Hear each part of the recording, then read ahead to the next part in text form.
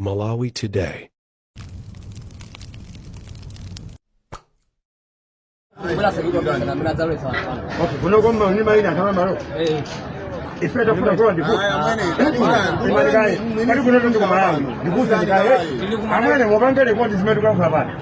Kuno ndiko Malawi, kunoko ndi kampani ya boga. Hadi hesabu na madai amabola.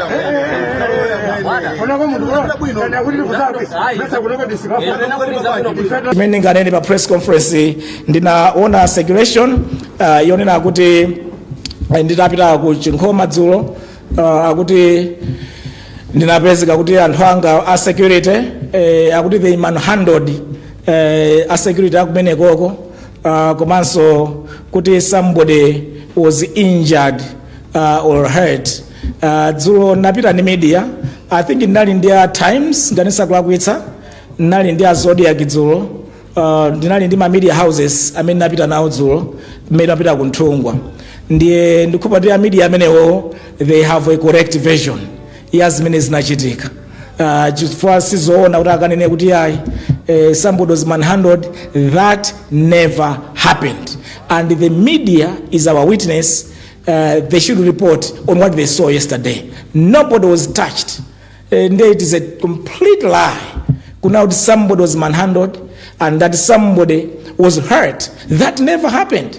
No one touched anybody. That never happened. I was there and I saw what my security were doing. None of them touched anyone. Kudimpagana apesike kuti ampanga hurt, ampanga manhandle, ampanga hurt wavula zimejasizoona ya. I think before people put up some of these statements, they should cross-check the facts first. I think what I've seen since I became a politician and I became one of the leaders of political parties in this country, zikubaoneka ngati kuti democratic space is shrinking against the opposition all the time. Not long time ago, mukudziwa napita kunzuzu to have a public lecture. We were requested by the students of Mzuzu University to hold a public lecture in Mzuzu. We were denied access. They told us point blank kunoko musabwere.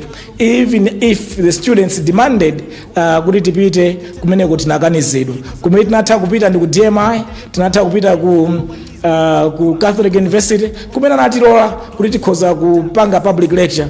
Koma Mzuzu University being a public institution, we were refused and rejected kuti simungathe kubwera to our campus. The same was the case titapita ku Unima, ku Chango. We made requests, followed all the procedures, tifuna tibwere tidzapange public lecture on request by the students. Again they rejected us at the 11th time kuti ayi musabwere kuno sitikufunani, and the students tried to push their management kuti tingathe kulowa ndikupanga public lecture. We were completely denied. The problem is this public institution, they also know the story of MBC. Sitima featured and they don't want to hear about us as being people in opposition. Fair and good, but that's the challenge we have as opposition leaders and opposition parties. Kuti government doesn't want us anywhere near a public institution. It's very bad in terms of shrinking democratic space. Zona zake nzakuti all of us are citizens of this country. We pay taxes. Ikakhala Kufodya kuja, there are levies. There are so many UTM members that are involved in growing tobacco, and they are levied to sustain the running of auction holdings, of tobacco commission, and yet the same people just to come in and yet through our tobacco we are sustaining the running of those institutions. I just want to say it's not right to do that. That politicization of this public institution is not right. Litu kumeneko ndikulongosola kuyankhula kwa Dr. Wakabambe amene ana kamba zinthu zosiyana makamaka pa nkhani yokhuzana ndi akuti kumenyedwa kwa alonda aku Auction Holdings Limited ku Chinkhoma kumeneko. Nde iwo alongosola onena kuti ayi palibe amene anamenyedwa, palibe amene anagwiridwa nkhani ndiyona kuti iwo amangotikaniza kuti tilowe mkati, amawalesa kuti abalewa alowe mkati, koma ndithu analowa ndithu menemo ndipo ndikuyendera malonda onse afodya. Komanso alongosolapo mavuto ena amene akukumana nawo ngati kukanizidwa kupita ma public institutions ena ngati ma universities komanso ma school osiyanasiyana a university Malawi muno aboma, kuti kumeneku nakonso akumaolesa kuti asafikeko kukapanga public lectures. Monga mukuziwa kuti mkulu amene iye amayendera ma university ndi umakawapasa ana a skulu upangiri wosiyanasiyana makamaka pa nkhani za chuma.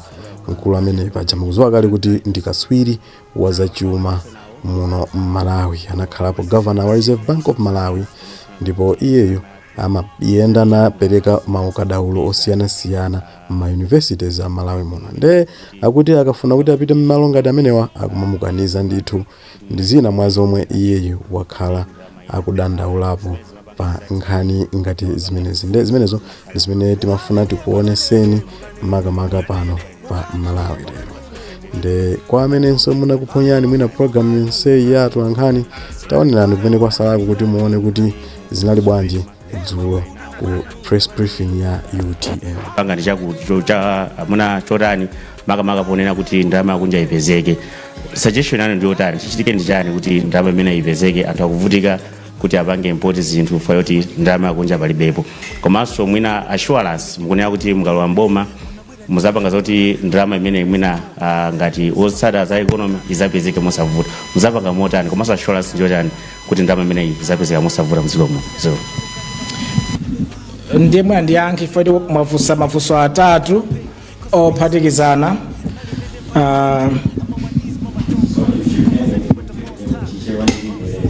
Mufuna ili mankho akapinda alimi akudowa ndi nchesi mafuna ndimvere, so I can do that. Ndimakhala ndikunena kuna kuti chimene chativuta mdziko lino nchona kuti ndondomeko za chuma zimene tikutsatira nzolakwika. I had an exclusive interview imene napanga explain the 3 anchors of any economy. Kuti any economy in the world is anchored by 3 pillars. 1 is the fiscal pillar, 2 is the monetary policy pillar, 3 is the exchange rate pillar. Kuti zinthu ziyenda bwino, mukhale ndi inflation yotsika, mukhale ndi stable currency, mukhale ndi growing reserves, zinthu zitatuzi zikhale mchimake. Ndi ngati galimoto yanu sili ni matayala onse 4 ina nditakupha, olomufune musafune simuyenda. Nde yathuyi ndi ngati galimoto matayala onse dakupha, nde tifuna iyende, sizingatheke kuti iyende iyayi. Simungathe kukhala ndi low inflation, simungathe kukhala ndi stable currency, simungathe kukhala ndi ma reserves ogulira zinthu zakunja, simuzingatheke mpaka namutakonza your fundamentals zimene mwina mukukonza. Ku fiscal ndi mafotokozo na kuti chimene chimadya ndikuyamwa kwambiri forex dziko la Malawi ndi boma. 70% of their expenditure imapita kugula zinthu zakunja. Amakagulira magalimoto akunja aja ma TX, and most importantly amagula chaka ndi mwezi ni mwezi mafuta odula. Boma limagula mafuta ambiri kwambiri chifukwa ali ndi ma PS ambiri, ma ministers ambiri amene ali magalimoto alesa kwa 500 liters of fuel pa mwezi. Ndiye amagula ma fuel aja mafuta ambiri bayenda dziko lino kwambiri zimene zikugwiritsa ntchito forex. Komanso amakagula zinthu zina za maofesi zosiyanasiyana, amayenda locally kuyenda internationally, amene aja amene amagwiritsa ntchito kwambiri forex. Komanso akafuna kupanga amene apeza ma contractors ambiri ndakunja awalipire mu foreign exchange, agule fertilizer, agule mankhwala. Nde 70% of government expenditure imapita kugulira zakunja. Ndiye mupeza kuti budget yawo ija akuti ngati chaka chino tibwereka 2.4 trillion kwacha domestically. Ndalamayi akubwereka ma pensions, ma savings a Malawi kuma bank amene ali Malawi kwacha. Popanga spending ndalama manager akagulira mafuta galimoto, akagulira ma TX, akuyendera ma allowance kunja, akugwisa ntchito za kunja. So akutenga kandrama kamene kapezeka kufodya kochepa kacha, konse akambwandira wacha boma, konse akamaliza, konse akanyambita, konse akamaliza. Ndi zimene zikuononga forex. Nde solution yokonza forex ndionena kuti kodi tingaonetsetse bwanji kuti kumene tikupanga forex iku tikupanga as much and be able to get as much. Ndakamba za Kufodya apapa kuti alimi tikungowapatsa $1 pamene ma buyers maybe are getting $8, ndalama zina zikutsalira kunja. Tilondoloze kodi tikagulitsa mtedza ndalama zake zonse zikubwera, madola zonse akubwera, kodi Kufodya ayi ndalama zake zonse zikubwera, tea ndalama zake zonse zikubwera, nanga sugar ndalama zake zonse zikubwera. When I was a governor of the Bank ya Malawi, we established the price this transfer pricing yoma ngobweretsa ndalama zochepa kusiya zina zonse kunja, ili ku tea, ili ku sugar, iliso ku tobacco industry. Ma industries onsewa ndalama zawo zambiri sizimabwera zimatsala kunja. Pali ntchito tilondoloze kuti timatenga ndalama zonse zibwere kuno ku Malawi. That's number 1. Number 2, nanga tsopano forex timagwisa ntchito bwanji? Amagwisa ntchito kwambiri ndaku Capitol Hill. Can we cut back on their expenditure on forex? How do you do that? Tichepetse tilali ma PS over 70 chakuti ameta agulira ma TX tukawapa some 500 liters of fuel every month. Tichepetse ma PS tikali ma PS muna 18 oka malinga ndi ministers 18. Tilima directors over muna 5000 ametu kuwapatsa ma TX tukawapatsa mafuta ambiri pa mwezi uliwonse akupanga consume so much fuel. Tichepetse ma directors ma ministers 18, maybe we just need 36 directors. Tikachepetsa the expenditure ya boma imene mapita pogulira zinthu zakunja, mupeza nawo kuti ndalama zimene tikupeza zija zapanga balance ndi ndalama zimene tikugwiritsa ntchito as a country. And that to me is a solution that we needed to have done yesterday. Koma if you're busy kuononga ndalama zija and we expect kuti the exchange rate payoka igwira ntchito, kudziwa timapanga import pachaka chonso about $3 billion worth of commodities, tikupanga export about $1 billion. Kumano tikapanga zimene zijazo, the gap is filled only by development partners. Lero ma development partners aja ambiri atisiya analengeza aku US kuti USAID ayipanga kati ku Malawi, komanso ambiri aku Europe alengeza kuti malingana ndi nkhondo ya ku Ukraine they are going to cut back on aid in Africa in order to raise defense spending in their countries. Nde maiko ambiri wakusiyasiya kuti thandiza IMF so ndi aja atisiya akuti shauri yanu mudzionera nokha umene koko ndiye zonse zangotikhalira ifeyo to sort out the problem of the foreign exchange. Sinkhani ya devaluation here, it's not about devaluation, because tipana akuti when you are doing devaluation you are chasing the wind. You are chasing the wind. Nena apata panga 25% kuti look mena apanga 25% akunena akuti yayi we are trying to sort out the misalignment between the parallel and official, then let's devalue ifanane ndi ya parallel. I said that's the same time now kuti mena apanga devalue pano parallel so izipita ipita patali sizinachedwe inapita di patali kena kwa atende pange devalue by 44% anapanga so devalue by 40%. And I said the same thing, devalue iweyo kamathamangitsa mphepo sumapita patali mphepo imakhaye kuthamangabe chifukwa parallel market it's driven ndi mene kodi forex situation ili bwanji in the country. Muka balance isa between the needs and the expenditure fuel ya forex basi makonseka yoka black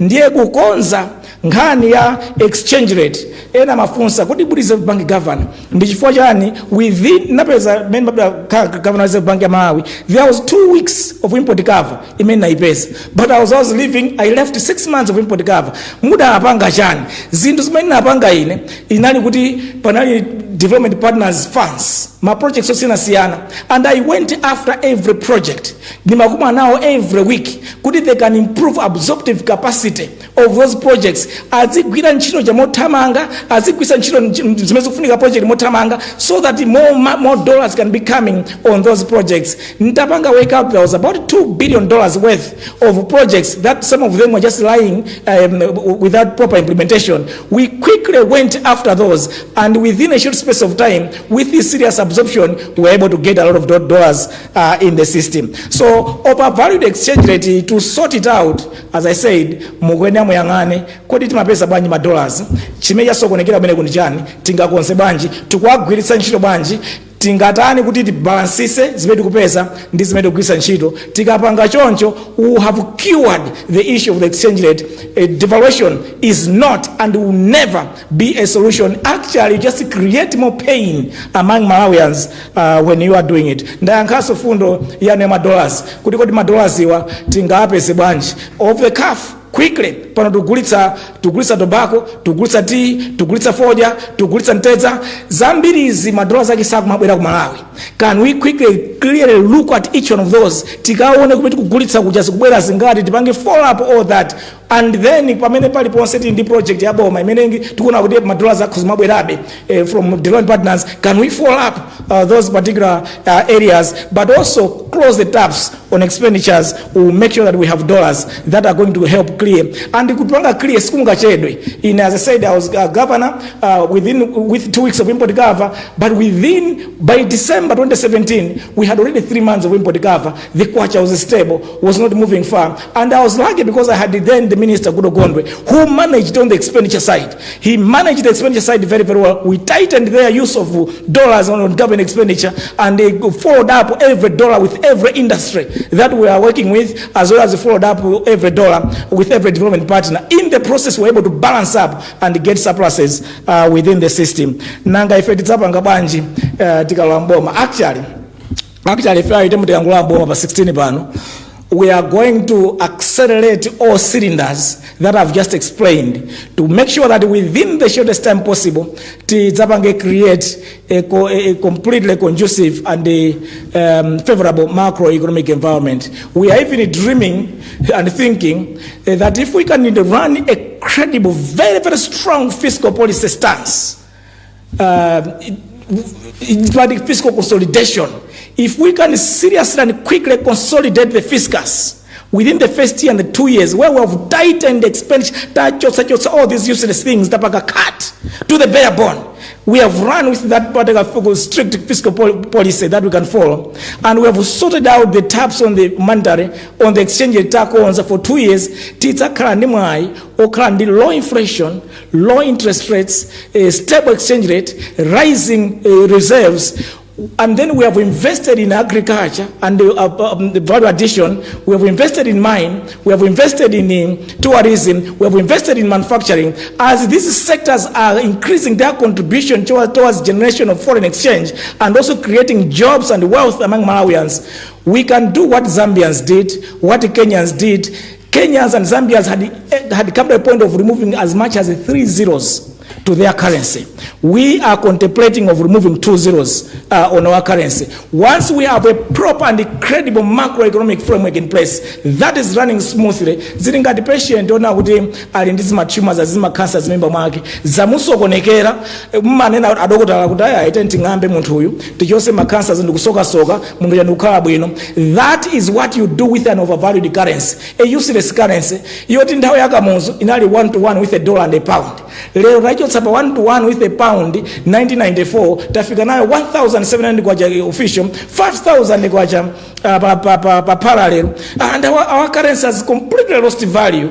Utindima 5,000 kwacha umaina utenge chitumba kuti ukagule just a small thing chandalama. Hey, this generation, we have destroyed this country because as the value of the currency is losing its worthiness, mavuto wake ndameta aona wazinu zimakwera chituko sichimakhalako anthu amavutika. So as in economic revolution we are saying kuna kuti UTM kuti for disinde dzikoli tidzachotse maziro awiri aja, bring back the lost value of the currency. Once we do that, you see the kind of economy that's going to be there. You can learn from Zambia, you can learn from Kenya how they did it. We can do it. Tinapuzira masukulu ofanana, udokula atu ndofanana, and we know how to operate that the currency minasokonekera. Tidzaipango operate zaitumza theater kuikonza so that the economy can be better. Better Malawi for everybody else. So the shame of this generation, imeta ononga kwacha, this is Kamo's days, we can restore it back kwa na atu hazakaleso ndiye better the functioning economy the way we found it during Kamo's time.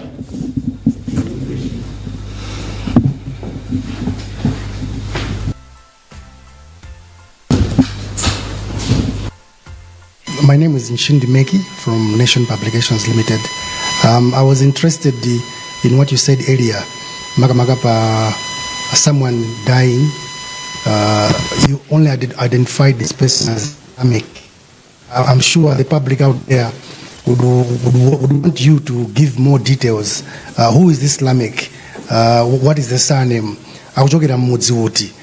Mwinaso ina anakakondwa pana kakhala wina wachibale kapena woyandikira apo pankhani imeneyi. Thank you. Thank you so much for that question. I will simply share you the clip that I had yesterday. Ya munthu amene apanga report to me ndiye aliwonse amene afuna kufufuza clip yo munthu yo amuona akulankhula zimenezo and akhoza kukafufuza za Lamek yo and anthu onse amapanga na collaborate za Lamek, but we will share you my amigo will share you the clip in which I got that story.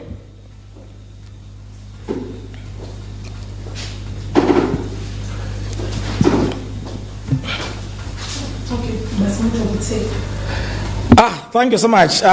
Po maliza penipeni thokoze amalawi onse kupyolera mwa inu atulankhani chifukwa cha nkhani imene tinayibweretsa madzulo ano, nkhani yokhudzana ndi madandaulo a Malawi ochokera ku Kasungu, Dowa, Ntchisi ndi madera ena amene akudandaula nkhani ya mitengo ya fodya kuti akumagula fertilizer modula, zipangizo za ulimi modula, kuma chonsecho fodya akugula pa mtengo otsika kwambiri and anthu akudandaula kwambiri. We have recordings za kudandaula kwawo. Nachita nawo mwaidzulo napita kumsika umenewu and anandiuza za kudandaula kwawo. Ndapereka maganizo amene zinthu zitingathe kudzikonzera komanso kupereka chiyembekezo kwa Malawi onse. Kuna kuti ife UTM tikalamboma pa 16 September pano mavuto onsewo amene alimi afodya akumana ndi alimena onse tidzathana nawo. Tidzaonetsetsa kuti nkhani ya fertilizer tayiwonika bwino, fertilizer ali pa mitengo yabwino. Tidzaonetsetsa kuti alimi akugulidwa zinthu zawo pa mtengo wabwino. Tidzaonetsetsanso na kuti pa zimene zingathe kukonzedwa kumayi konkuno zikonzedwe ndi cholinga choti tingathe kupanga add value zipindulire Amalawi. Dziko lino likufunika kuti tilikonze pa chuma chake chasokonekera. Chimodzi mwa njira zokonzera chuma cha dziko lino ndi chowunikanso ulimi wa fodya kuyenda bwanji, tingathandize bwanji kuti ulimi ukhale wabwino pite patsogolo. Zikomo kwambiri Amalawi nonse chifukwa chotenga nthawi yanu kundimvera madzulo ano. I thank you so much for your attention. May God bless our country. Thank you. Ndimomwe tatsirizira kuno kulikulu la chipani cha UTM komwe Wakabambe omwe ndi mtsogoleri wa chipani chimenechi cha UTM amalankhula ndi atolankhani. Nkhani zikuluzikulu zomwe akambapo ndi nkhani yokhudza chuma cha dziko lino. Akufotokoza kuti momwe anakayenderera ku Chinkhoma auction floors momwe aona mmene msika wa fodya ukuyendera, akukamba kuti zinthu kumeneko sizikuyenda bwino. Alimi akudandaula, alimi omwe anacheza nawo akuti awafotokozerapo ndithu mavuto angapo maka pa nkhani yokhudza mitengo yomwe fodya wawo akugulidwira. Afotokozaponso kunena kuti alimi anadandaula nkhani yokhudza mitengo ya fertilizer, kunena kuti fertilizer akumugula pa mtengo okwera pomwe zinthu momwe zikuchitikira ku auction floors si momwe zinayenera kuti zizikhalira. Akuti ndalama kumeneko alimi akudandaula kuti akagula fertilizer, akagula fodya wawo akukasintha ndalama ya ku banki. Ndoti ngati akwagula $1 chakuti akuti ku banki akumakasintha $1 imeneyo pa 1,700 kwacha, zomwe alimi akuti zikwakhudza kwambiri, sakupeza phindu pa ulimi wawo wa fodya. Afotokoza kuti wakalowa mboma Amalawi akayika mboma pa 16 September pano akuti mayankho ali ndiwowa. Ndondomeko ya chuma momwe ikwenera izikhalira akuti akudziwa zomwe zikwenera kuchitika, kuti mdziko muno muzipezeka ndalama zakunja akudziwa zomwe zikwenera kuchitika. Ndipo akuti akalowa mboma mSeptember pano akuti iwowa adzayipititsa ndithu ndondomeko ya chuma cha dziko lino ku theater kukayikonza, akuti zonse ndithu mdziko muno ziyambe kuyenda bwino. Afotokozaponso pa nkhani yokhudza ulendo wawo wa auction floors ana yankhulapo a Tobacco Commission komanso Auction Holdings Limited kunena kuti wasadatenge chilolezo kupita kumsi msika wa Chinkhoma kukacheza ndali Mafodya anafotokozanso mzikalata zomwe atulutsa lero kunena kuti Akabambe ndi security yawo anachita chipongwe mmodzi wa ogwira ntchito ku Chinkhoma amene akuti wavulazidwa ndi nkulankhula kwawo iwo akunena kuti zimenezo sizoona atolankhani anali komweko ndipo anaona zonse zomwe zinachitika kotero atolankhani ndi amene angafotokozere mtundu wa Malawi izenizeni zomwe zidachitika kumeneko anadandaulaponso nkhani yokhudza kufika malo amene ndi malo oti wina ali satha kufika public places akunena kuti mdziko muno apena zikumakhala zovutirapo kuti anthu apeze mpata umwayi okafika nawo kumalo kuti ndi malo oti wina ali satha kufikako akuti zimenezo sizikukhala bwino pakwenda ndithu kuti pakhale kusintha umo ndi momwe tatsirizira kuchoka kuno kulikulu la chipani cha UTM komwe Akabambe amalankhula ndi atolankhani komanso kumtundu wa Malawi ndiye bwanji kufika pano tilekere pomwepa tikuperekeni ku nyumba yathu yaikulu yofalitsa mawu ku Blantyre munali ndine Kathe Maulidi.